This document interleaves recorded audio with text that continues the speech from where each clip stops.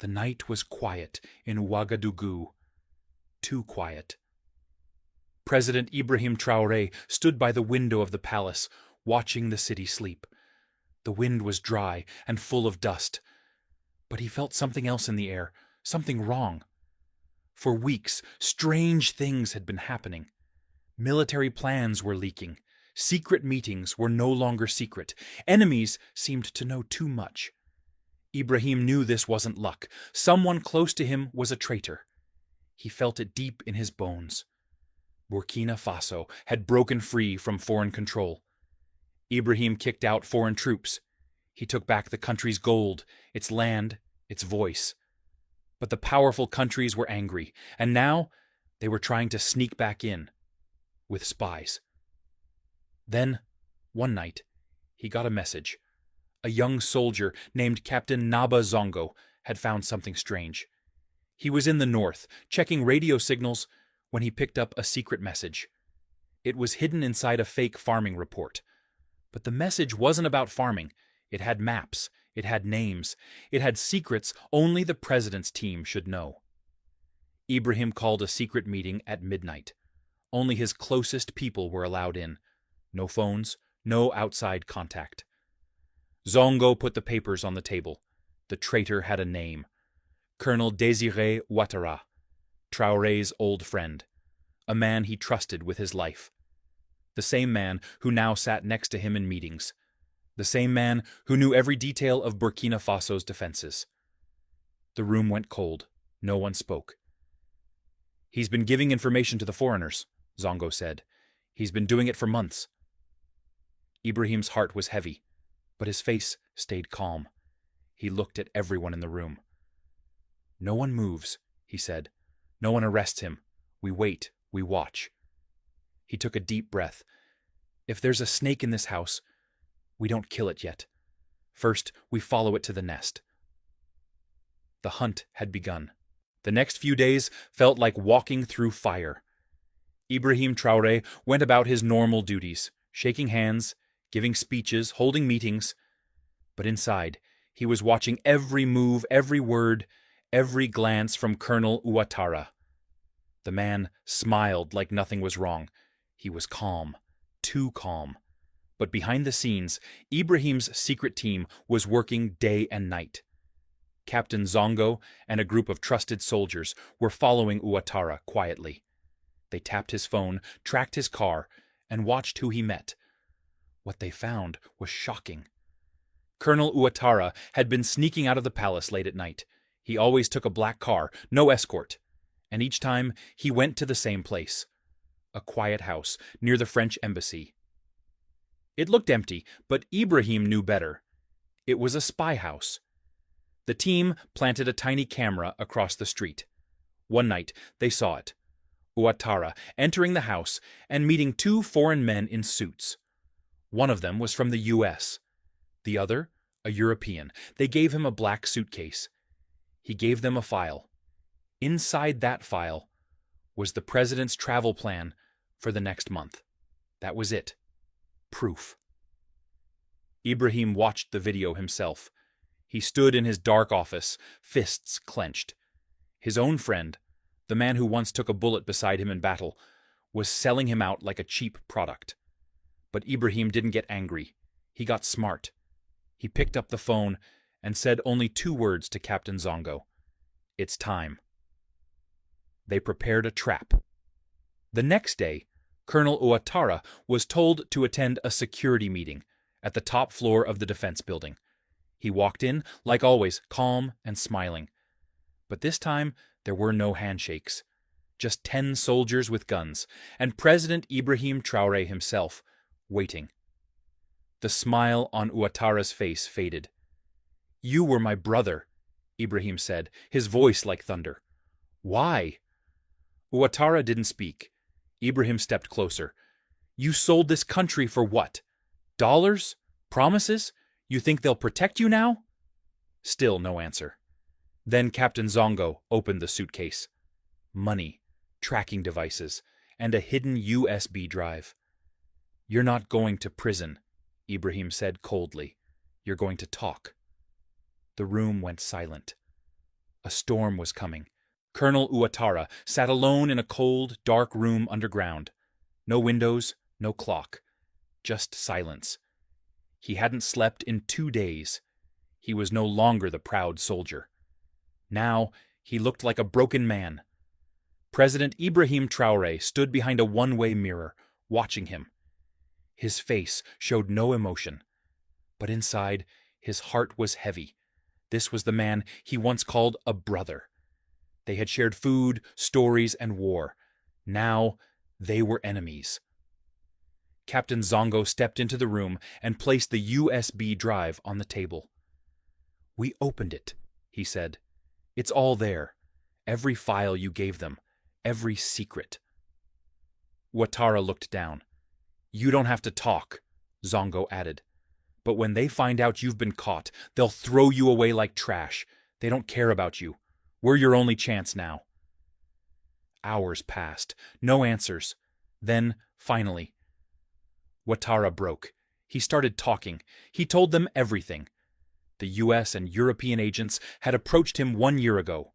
First, they offered compliments, then money, then promises, a house in Paris, a job with the UN, power after Ibrahim fell. They wanted to control Burkina Faso again, its gold, its land, its politics, and he believed them. "I thought they would protect me," he said softly, "but now I see. They were using me."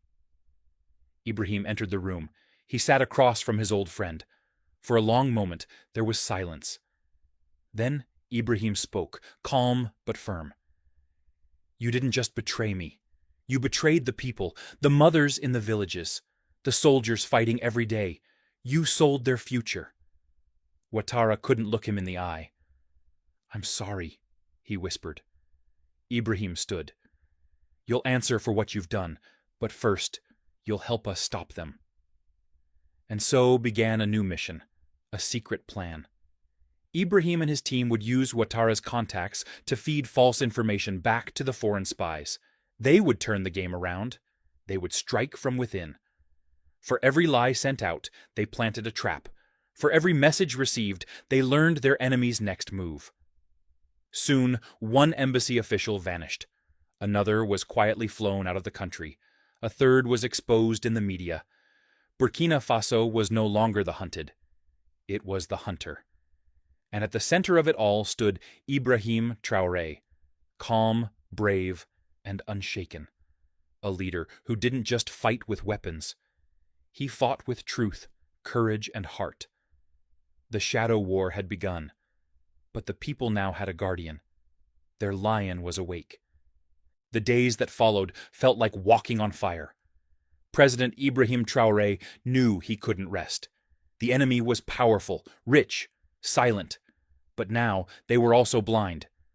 With Colonel Uatara's help, they fed lies to the foreign agents, fake documents, made-up plans, even false military routes. The spies believed everything. They trusted Uatara. They thought the game was still theirs. But they were falling into a trap. Captain Zongo ran the entire operation from a hidden room deep in the Ministry of Defense.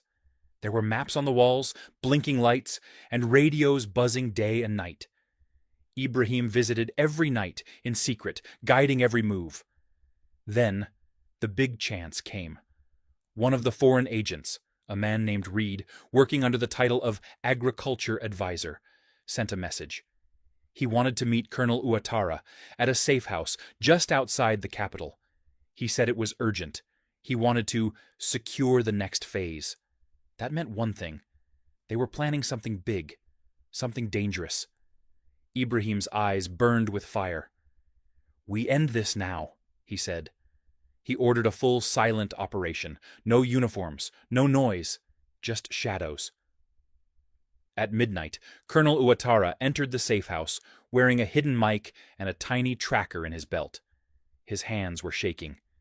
He knew this could be the end of him if things went wrong. But he also knew he owed it to his country. Inside, Reed and another European agent were already waiting. "You've been quiet," Reed said coldly. "Is the president suspicious?" Uatara kept his face calm. "He trusts me. I brought the next phase files. He handed them a fake folder. Then Reed leaned closer. You need to be ready. It's time to finish him.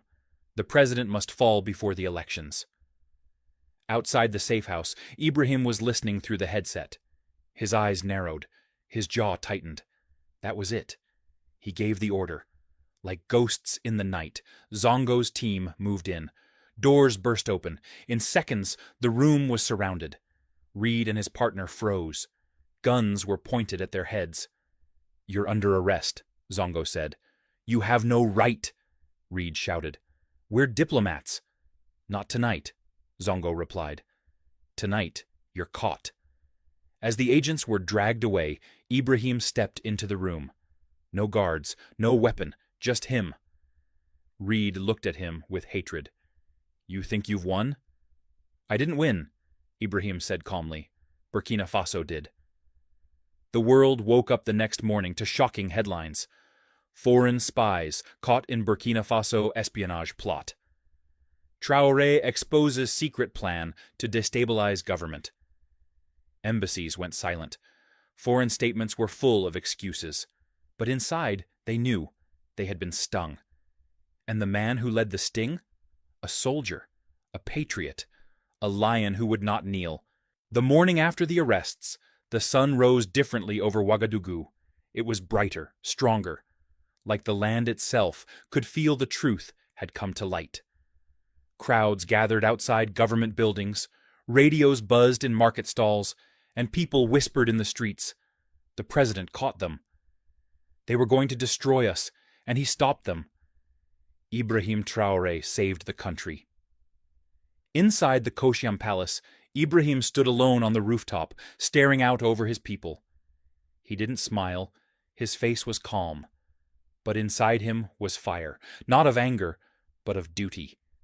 He had made it through the shadows, but the war was far from over. He called a national address that evening. No fancy words, no long speeches. He walked to the podium, wearing his army uniform. Simple, sharp, and full of meaning. The whole country watched. I speak to you tonight not as a president, he said, but as your brother, your son, your soldier. His voice was steady. His eyes were strong. Foreign powers tried to poison our nation from the inside. They used one of our own to steal our plans, our dreams, and our future. They wanted chaos. They wanted fear. He paused. The room was silent, but they failed. The crowd outside cheered. People clapped in homes, in tea shops, even in the remote villages where electricity was rare, but respect for courage was deep. I will never sell this country, he said. Not for gold, not for deals, not for power. Burkina Faso belongs to its people, and I swear to protect it with my life. He raised his hand high. This is my oath. I will never kneel to foreign masters. Never again. The words hit like thunder. Across the continent, young leaders listened. Activists cheered. Even elders who once doubted him now nodded with pride. Traore was more than a president now. He was a symbol, a shield.